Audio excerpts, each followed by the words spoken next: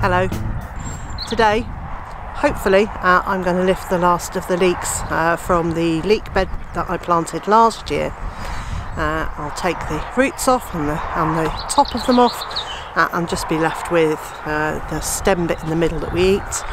All the tops and tails will go into the compost bin, and then I'll take the usable part of the leek into the kitchen, chop them up and freeze them. So that's the plan. This bed where they're in is very weedy. It's not going to be a quick process. I suspect it's going to take me quite a while. I want to do as much of this as I can before that sun gets too bright today, so that I can then be inside preparing the leeks during the heat of the day.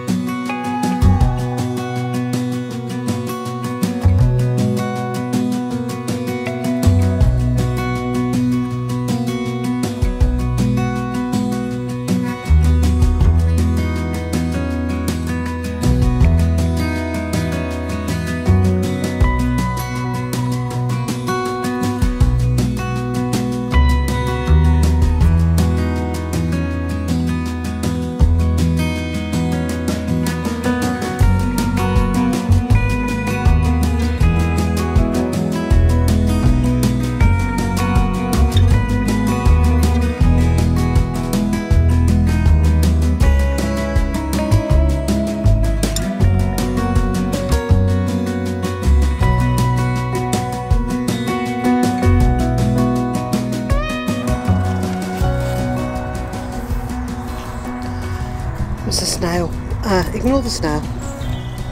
So some like this, with this on the end, these are going to seed, and this flower stalk is tough and pithy and no fun to eat at all.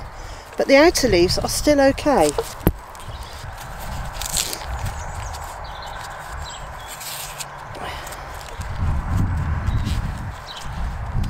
and rather than wasting it, I'm happy to cut down it, remove the centre and just use the outer leaves.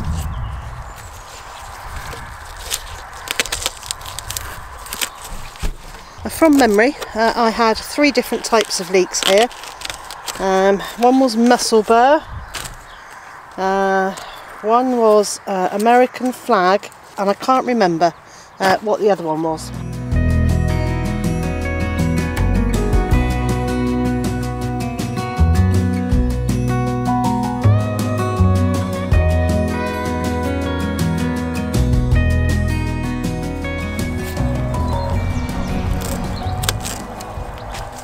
My reason for doing this out here is, what's the point of carrying all of this into the kitchen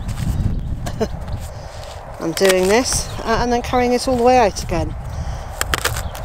This way, all I'm taking in is the usable part of the leek.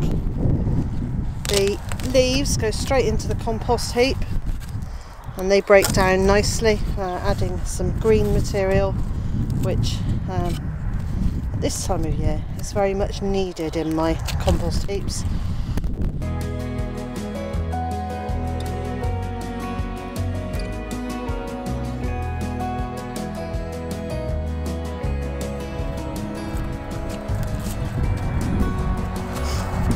So I'm going to slice these into small rings and freeze them. I've got to say, I don't think frozen leeks are nearly as nice as fresh leeks, but they plug the gap, what they call that hungry gap, when there's not an awful lot ready to eat in your garden, but you've had most of the winter crops, so they plug the gap for onion flavour in the cooking, and the ones out of the freezer I literally use as an onion replacement. Obviously they're very mild, but here you go, you can see on this one that's the core, that's the flowering bit.